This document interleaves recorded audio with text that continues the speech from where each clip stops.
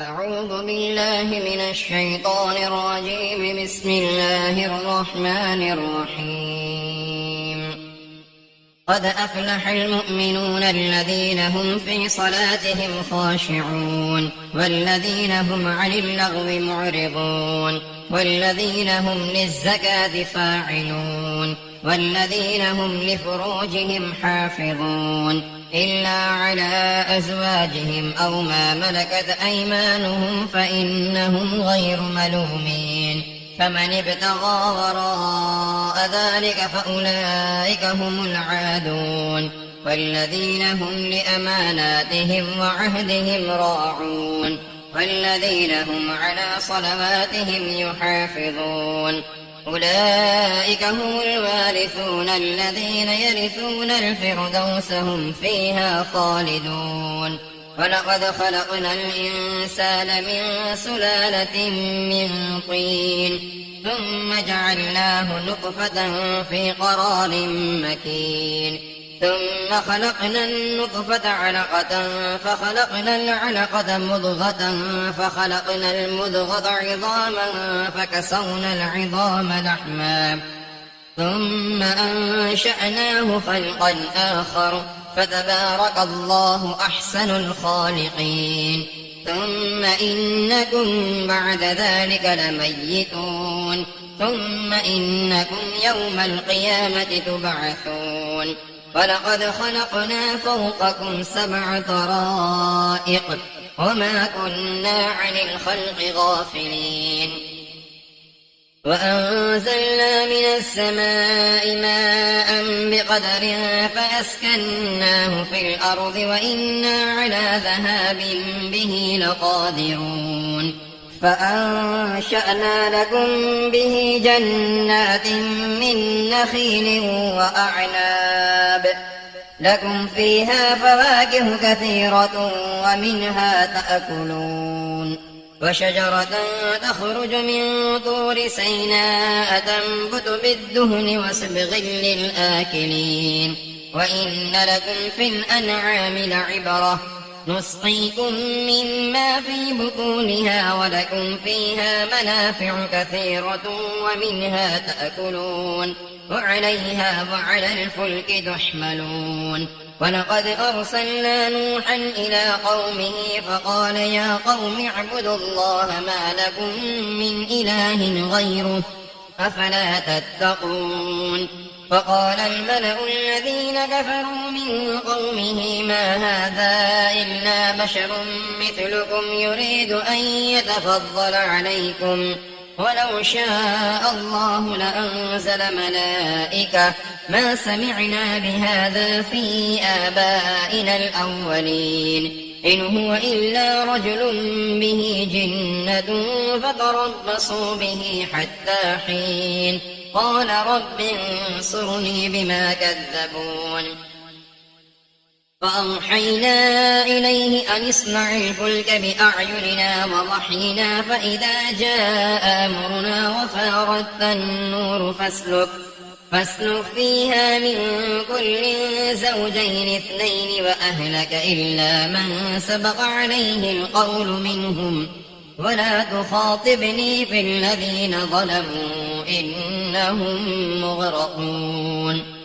فإذا استويت أنت ومن معك على الفلك فقل الحمد لله الذي نجانا من القوم الظالمين وقل رب أنزلني منزلا مباركا وأنت خير المنزلين. إن في ذلك لآيات وإن كنا لمبتلين. ثم أنشأنا من بعدهم قرنا آخرين فأرسلنا فيهم رسولا منهم أن اعبدوا الله ما لكم من إله غيره أفلا تتقون. وقال الملأ من قومه الذين كفروا وكذبوا بلقاء الآخرة وأترفناهم في الحياة الدنيا ما هذا إلا بشر مثلكم يأكل مما تأكلون منه ويشرب مما تشربون ولئن أطعتم بشرا مثلكم إنكم إذا لخاسرون أيعدكم أنكم إذا متم وكنتم ترابا وعظاما أنكم مخرجون هيهات هيهات لما توعدون إن هي إلا حياتنا الدنيا نموت ونحيا وما نحن بمبعوثين إن هو إلا رجل افترى على الله كذبا وما نحن له بمؤمنين قال رب انصرني بما كذبون قال عما قليل ليصبحن نادمين فأخذتهم الصيحة بالحق فجعلناهم غثاء فبعدا للقوم الظالمين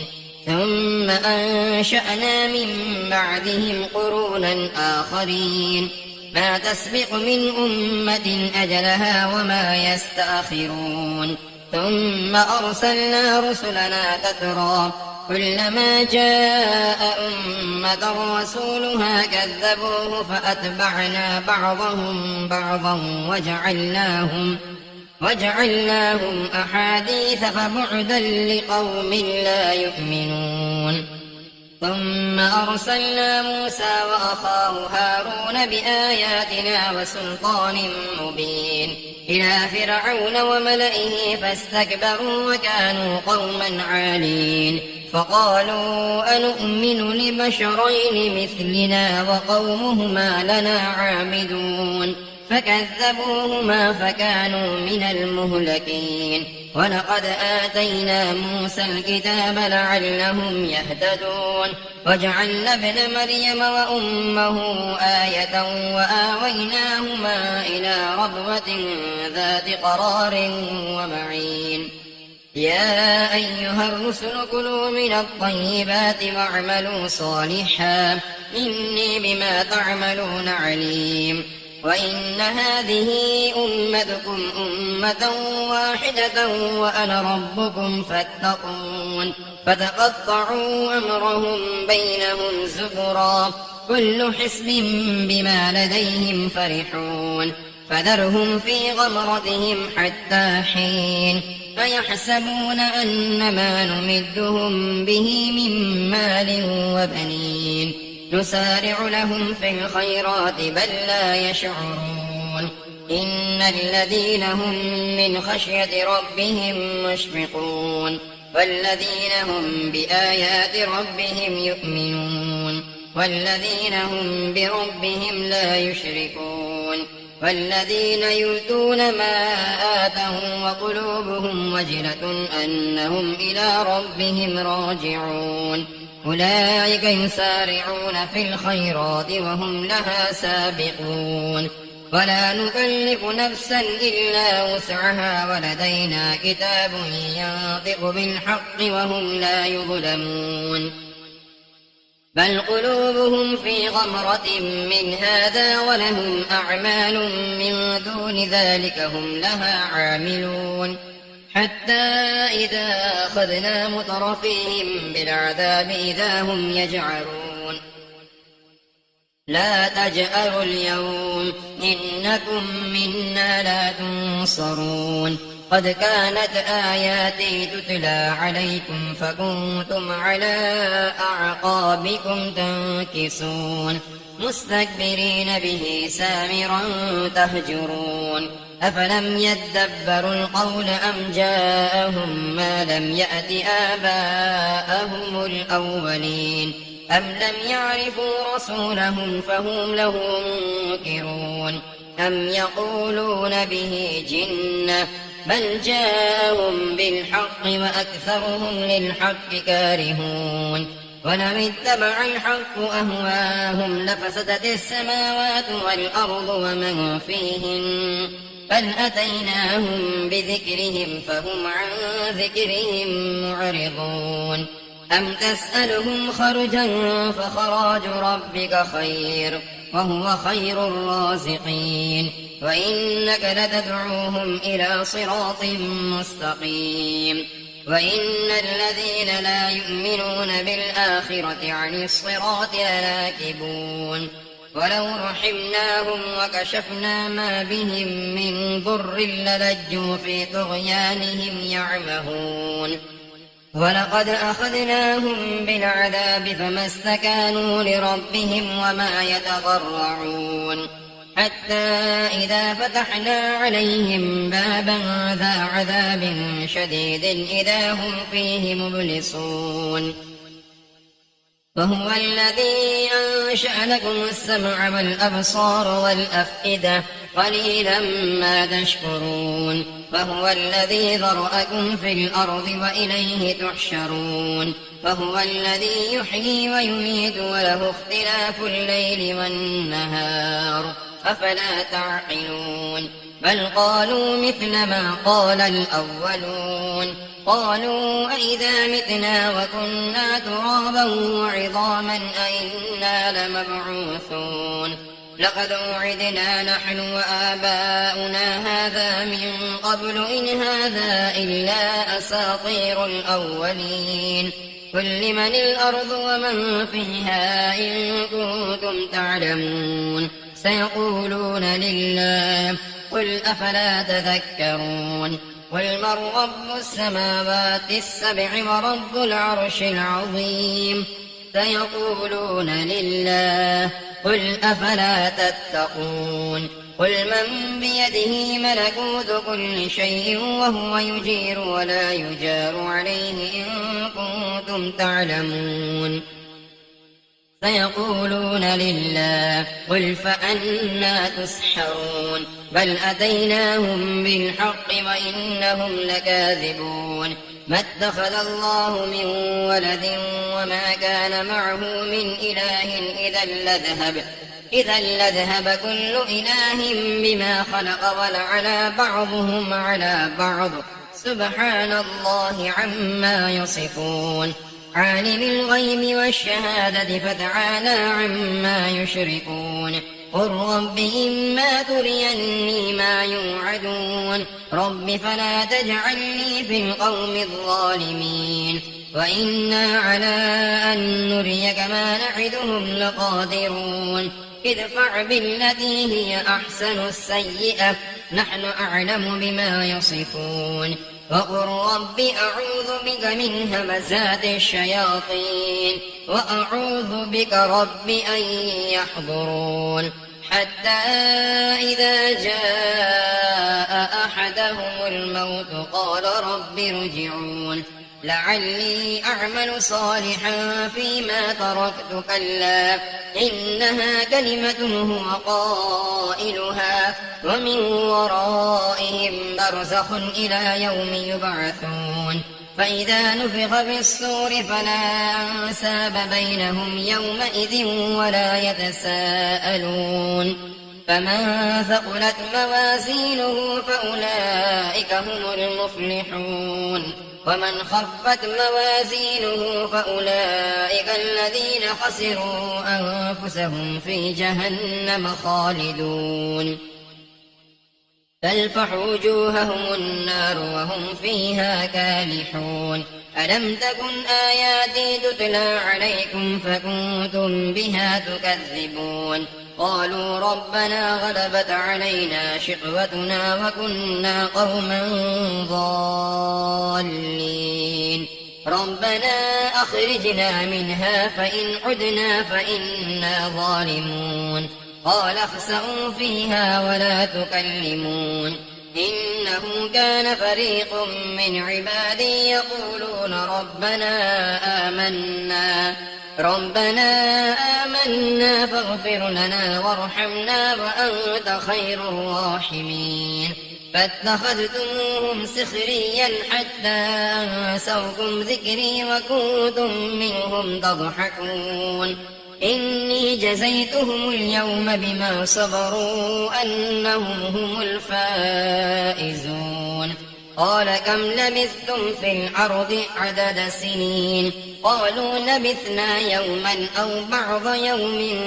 فاسأل العادين قال إن لبثتم إلا قليلا لو أنكم كنتم تعلمون أفحسبتم أنما خلقناكم عبثا وأنكم إلينا لا ترجعون فتعالى الله الملك الحق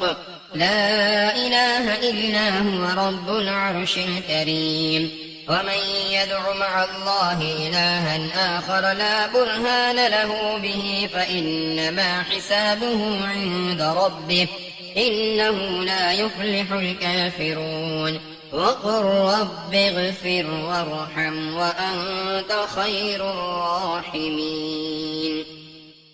بسم الله الرحمن الرحيم سورة أنزلناها وفرغناها وأنزلنا فيها آيات بينات لعلكم تذكرون الزانية والزاني فاجلدوا كل واحد منهما 100 جلدة ولا تأخذكم بهما رأفة في دين الله إن كنتم تؤمنون بالله واليوم الآخر وليشهد عذابهما طائفة من المؤمنين الزاني لا ينكح إلا زانية أو مشركة والزانية لا ينكحها إلا زان أو مشرك وحرم ذلك على المؤمنين والذين يرمون المحصنات ثم لم يأتوا ب4 شهداء فاجلدوهم 80 جلدة ولا تقبلوا لهم شهادة أبدا وأولئك هم الفاسقون إلا الذين تابوا من بعد ذلك وأصلحوا فإن الله غفور رحيم والذين يرمون أزواجهم ولم يكن لهم شهداء إلا أنفسهم فشهادة أحدهم 4 شهادات بالله إنه لمن الصادقين والخامسة أن لعنة الله عليه إن كان من الكاذبين ويدرأ عنها العذاب أن تشهد 4 شهادات بالله إنه لمن الكاذبين والخامسة أن غضب الله عليها إن كان من الصادقين ولولا فضل الله عليكم ورحمته وأن الله تواب حكيم إن الذين جاءوا بالإفك عصبة منكم لا تحسبوه شرا لكم بل هو خير لكم لكل امرئ منهم ما اكتسب من الإثم والذي تولى كبره منهم له عذاب عظيم لولا إذ سمعتموه ظن المؤمنون والمؤمنات بأنفسهم خيرا وقالوا هذا إفك مبين لولا جاءوا عليه ب4 شهداء فإذ لم يأتوا بالشهداء فأولئك عند الله هم الكاذبون ولولا فضل الله عليكم ورحمته في الدنيا والآخرة لمسكم فيما أخذتم فيه عذاب عظيم إذ تلقونه بألسنتكم وتقولون بأفواهكم ما ليس لكم به علم وتحسبونه هينا وهو عند الله عظيم ولولا إذ سمعتموه قلتم ما يكون لنا أن نتكلم بهذا سبحانك هذا بهتان عظيم يعدكم الله أن تعودوا لمثله أبدا إن كنتم مؤمنين ويبين الله لكم الآيات والله عليم حكيم إن الذين يحبون أن تشيع الفاحشة في الذين آمنوا لهم عذاب أليم في الدنيا والآخرة والله يعلم وأنتم لا تعلمون ولولا فضل الله عليكم ورحمته وأن الله رءوف رحيم يا أيها الذين آمنوا لا تتبعوا خطوات الشيطان ومن يتبع خطوات الشيطان فإنه يأمر بالفحشاء والمنكر ولولا فضل الله عليكم ورحمته ما زكى منكم من أحد ولكن الله يزكي من يشاء والله سميع عليم ولا يأت لأولو الفضل منكم والسعة أن يؤتوا أولي القربى والمساكين والمهاجرين في سبيل الله وليعفوا وليصفحوا ألا تحبون أن يغفر الله لكم والله غفور رحيم إن الذين يرمون المحصنات الغافلات المؤمنات لعنوا في الدنيا والآخرة ولهم عذاب عظيم يوم تشهد عليهم ألسنتهم وأيديهم وأرجلهم بما كانوا يعملون يومئذ يوفيهم الله دينهم الحق ويعلمون أن الله هو الحق المبين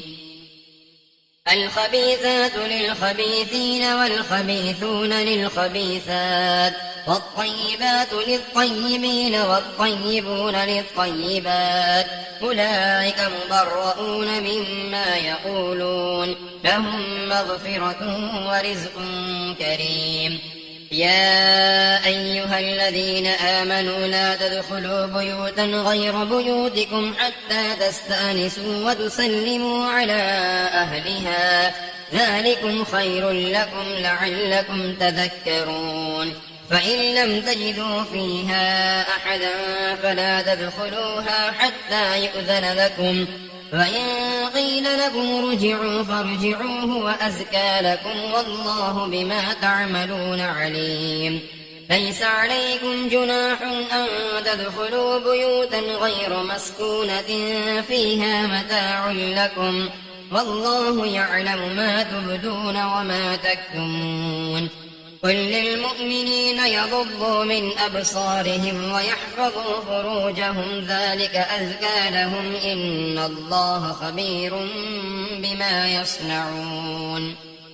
وقل للمؤمنات يغضضن من أبصارهن ويحفظن فروجهن ولا يبدين زينتهن إلا ما ظهر منها وليضربن بخمرهن على جيوبهن ولا يبدين زينتهن إلا لبعولتهن أو آبائهن أو آباء بعولتهن أو أبنائهن أو أبناء بعولتهن أو إخوانهن أو بني إخوانهن أو بني أخواتهن أو نسائهن أو ما ملكت أيمانهن أو التابعين غير أولي العربة من الرجال أو الطفل الذين لم يظهروا على عورات النساء ولا يضربن بأرجلهن ليعلم ما يخفين من زينتهن وتوبوا إلى الله جميعا أيها المؤمنون لعلكم تفلحون وأنكحوا الأيام منكم والصالحين من عبادكم وإمائكم إن يكونوا فقراء يغنهم الله من فضله والله واسع عليم وليستعفف الذين لا يجدون نكاحا حتى يغنيهم الله من فضله والذين يبتغون الكتاب مما ملكت أيمانكم فكاتبوهم إن علمتم فيهم خيرا وآتوهم مما لله الذي آتاكم ولا تكرهوا فتياتكم على البغاء إن أردنا تحسنا لتبتغوا عرض الحياة الدنيا ومن يكرههن فإن الله من بعد إكراههن غفور رحيم. ولقد أنزلنا إليكم آيات مبينات ومثلا من الذين خلوا من قبلكم وموعظة للمتقين. الله نور السماوات والأرض، مثل نوره كمشكاة فيها مصباح، المصباح في زجاجة، الزجاجة كأنها كوكب دري يوقد من شجرة مباركة زيتونة لا شرقية ولا غربية، يكاد زيتها يضيء ولو لم تمسسه نار، نور على نور، يهدي الله لنوره من يشاء ويضرب الله الأمثال للناس والله بكل شيء عليم. في بيوت أذن الله أن ترفع ويذكر فيها اسمه يسبح له فيها بالغدو والآصال، رجال لا تلهيهم تجارة ولا بيع عن ذكر الله وإقام الصلاة وإيتاء الزكاة، يخافون يوما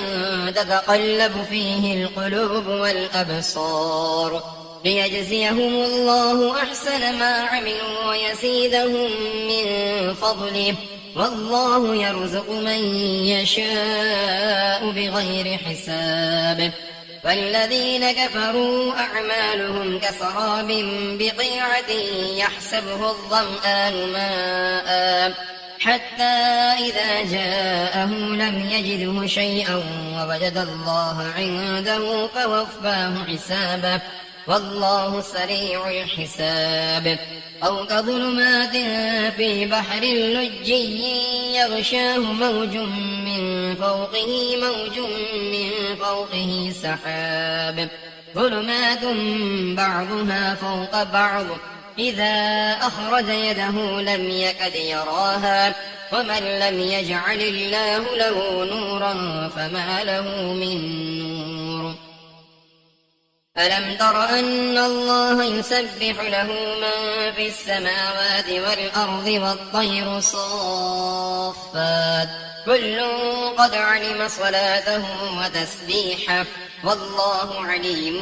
بما يفعلون. ولله ملك السماوات والأرض وإلى الله المصير. ألم تر أن الله يزجي سحابا ثم يؤلف بينه ثم يجعله ركاما فترى الودق يخرج من خلاله، وينزل من السماء من جبال فيها من برد فيصيب به من يشاء ويصرفه عن من يشاء، يكاد سنا برقه يذهب بالأبصار، يقلب الله الليل والنهار، إن في ذلك لعبرة لأولي الأبصار. والله خلق كل دابة من ماء، فمنهم من يمشي على بطنه ومنهم من يمشي على رجلين ومنهم من يمشي على أربع، يخلق الله ما يشاء، إن الله على كل شيء قدير. لقد أنزلنا آيات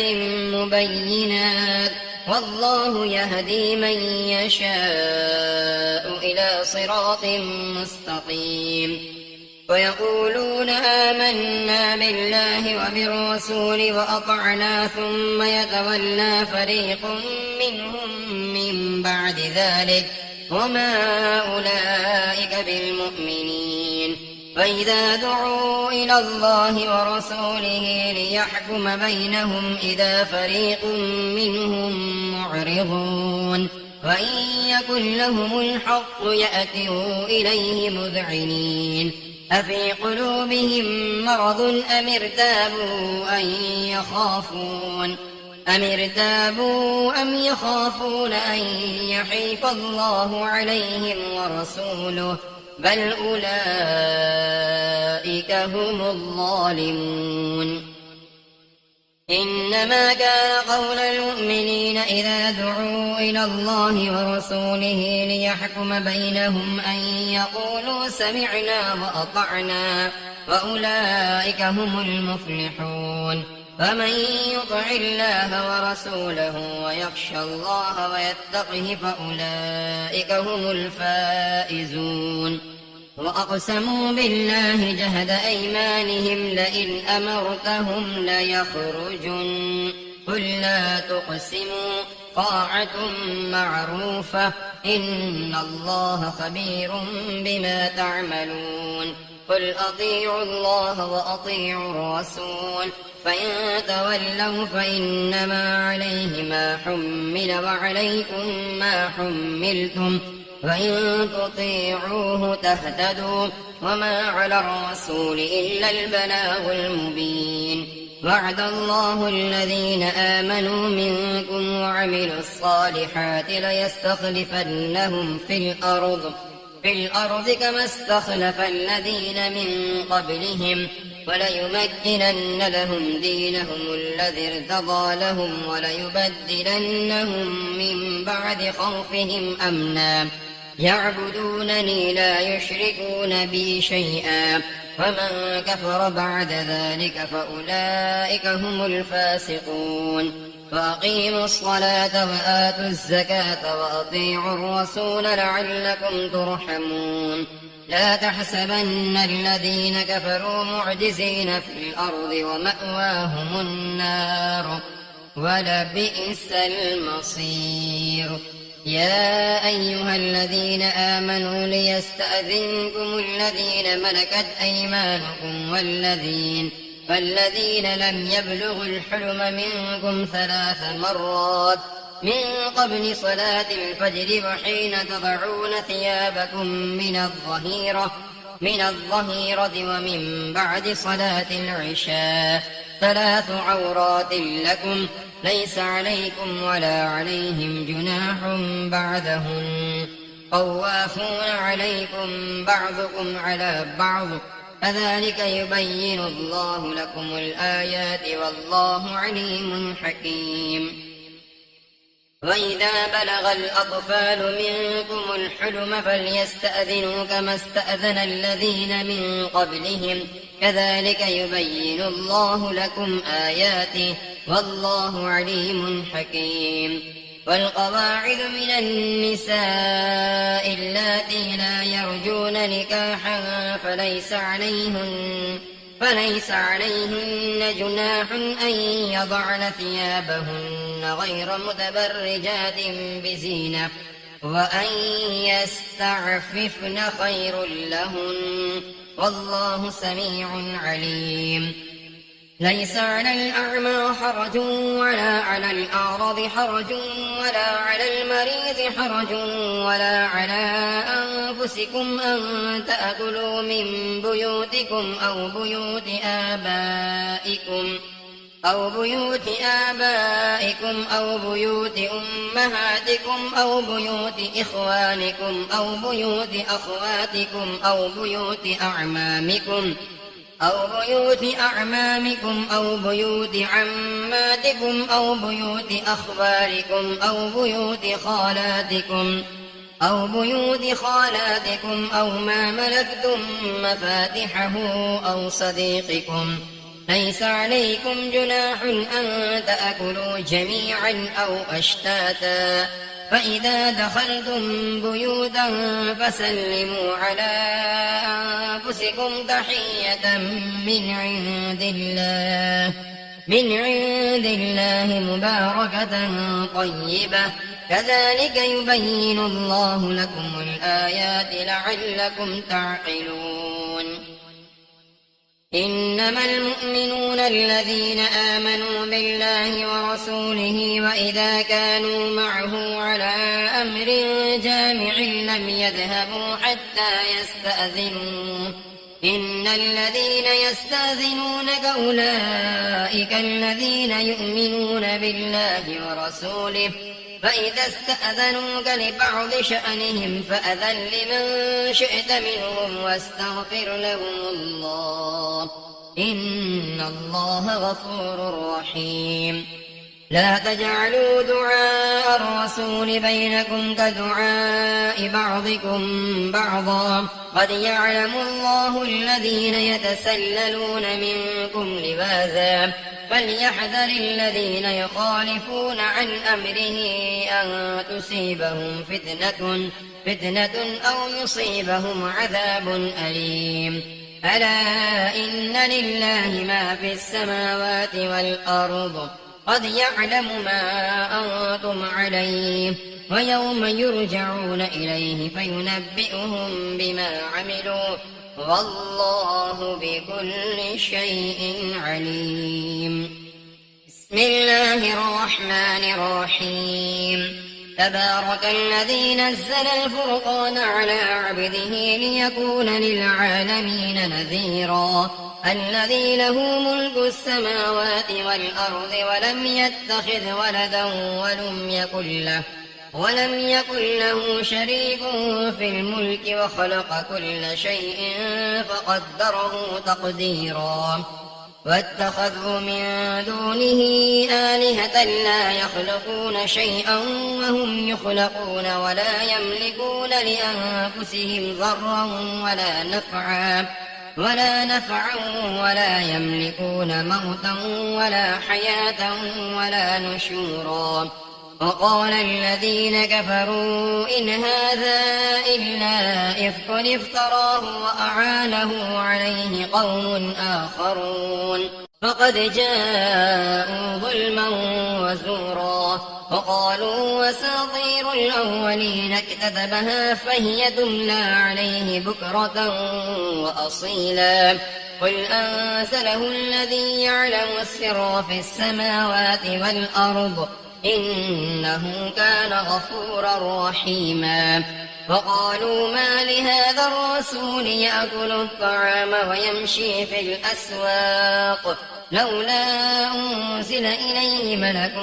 فيكون معه نذيرا أو يلقى إليه كنز أو تكون له جنة يأكل منها وقال الظالمون إن تتبعون إلا رجلا مسحورا انظر كيف ضربوا لك الأمثال فضلوا فلا يستطيعون سبيلا تبارك الذي إن شاء جعل لك خيرا من ذلك جنات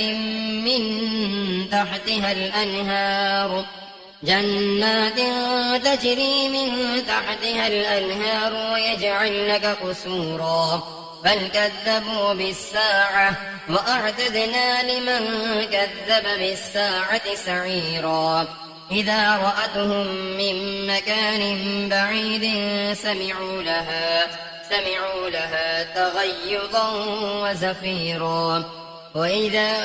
ألقوا منها مكانا ضيقا مقرنين دعوا هنالك ثبورا لا تدعوا اليوم ثبورا واحدا وادعوا ثبورا كثيرا